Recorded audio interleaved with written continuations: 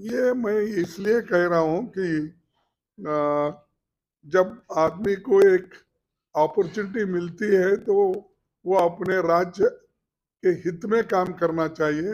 और उसी ढंग से मोदी जी जो आज हर जगह जाके बोल रहे हैं कि मैं 400 पार सीट ले रहा हूँ। अरे 400 पार कहाँ लेते हैं? आप तमिलनाडु में हैं, आप केरला में हैं, आप कर्नाटक में 50-50 हो रहा है, और महाराष्ट्र में 50-50 हो रहा है, और आंध्रा में तुम्हारा कोई नहीं है, वहां पर तो जगन बैठे हैं, और तेलंगाना में ये लोग हैं। कर्नाटक, तेलंगाना, ये अपना केरला, तमिलनाडु, आप कहीं भी नहीं है वहां पर। और यहाँ पर जो ज्यादा से ज्यादा सीटें पहले वो हमारे इनको मिलते थे, अपने पटनायक जी को, अब यहाँ पर भी वो खत्म होके कांग्रेस ऊपर आ रही। कांग्रेस इसलिए ऊपर आ रही कि ये दोनों के लड़ाई में, और ये दोनों जो इस उड़ीसा को बर्बाद करने में लगे, तो लोग अब रियलाइज करें, तो वो रियलाइज करके आज कांग्रेस को वो मदद कर रहे। उसके बाद हमारी गारंटीज ये है कि मोदी साहब तो बोलते मोदी की गारंटी ये तो पक्की है, सरकारी है बोलते, लेकिन उन्होंने कभी गारंटी नहीं निभाया।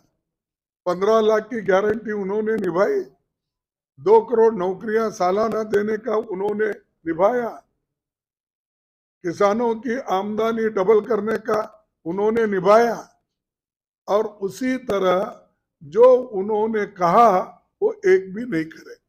फिर अब गारंटी बोल रहे। अरे तुम्हारी गारंटी देश के लिए कुछ भी नहीं है।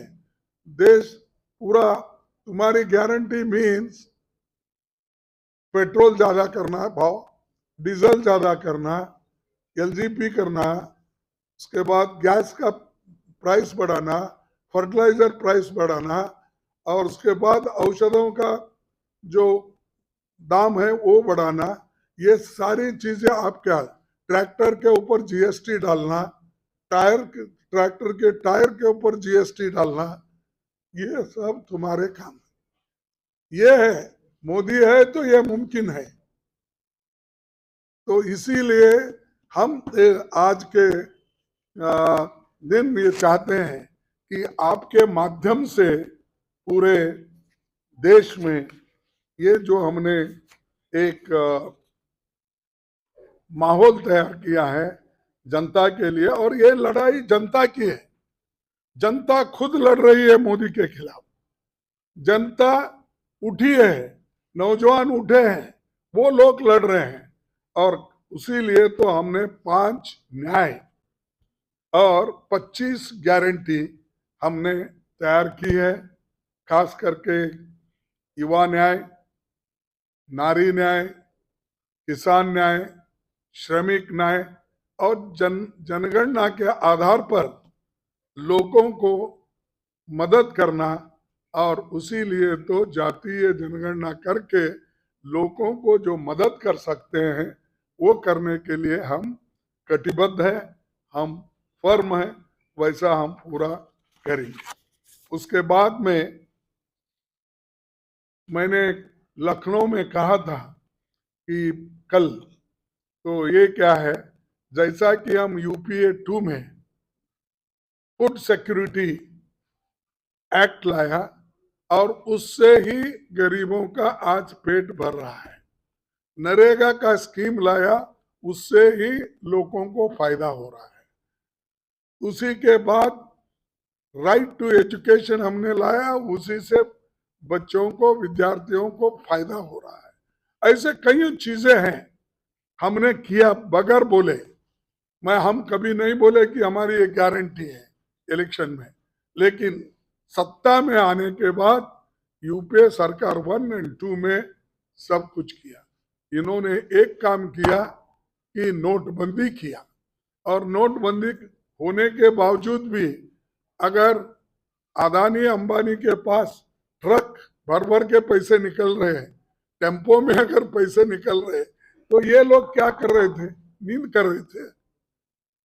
अपने ही लोगों के पास पैसे है, तुम खुद बोलते, फिर काला धन कैसा आया, कहां से आया? तो ये बोलते एक करते हैं एक, इनको कोई जनता की चिंता नहीं।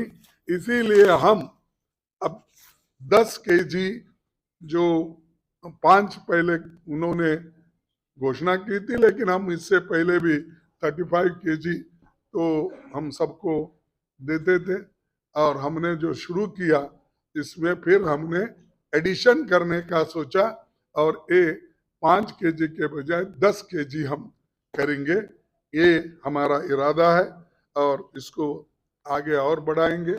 जब गठबंधन की सरकार आएगी, निश्चित रूप से ये न्याय और गारंटी को हम इम्प्लीमेंट करेंगे, और ये डेफिनेटली मैं बोलता हूं,